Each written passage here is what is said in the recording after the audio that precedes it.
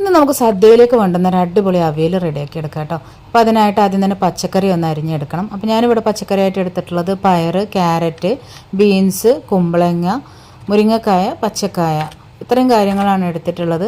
അപ്പോൾ ഇതെല്ലാം തന്നെ ഒരു പാനിലേക്ക് വെളിച്ചെണ്ണ ഒഴിച്ച് ഈ കഷ്ണങ്ങളെല്ലാം ഇട്ട് കൊടുത്ത് ഒന്ന് വഴറ്റിയെടുക്കണം കേട്ടോ, ഉപ്പും ചേർത്തിട്ട്.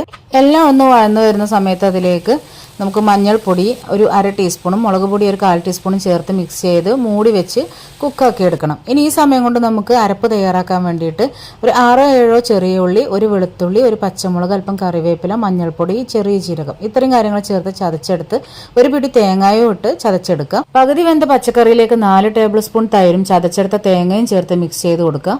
എന്നിട്ട് മൂടി വെച്ച് കുക്കാക്കി എടുക്കുക. ഇനി ഈ തൈരിൽ വേണം കിടന്നിട്ട് ഇത് കുക്കാവാൻ വേണ്ടിയിട്ട്. വെന്ത് കഴിഞ്ഞാൽ അല്പം പച്ച വെളിച്ചെണ്ണയും കറിവേപ്പിലയും ചേർത്ത് ഒന്ന് മൂടി വെക്കാം. നല്ല അടിപൊളി അവിയൽ റെഡി ആയിട്ടുണ്ട്.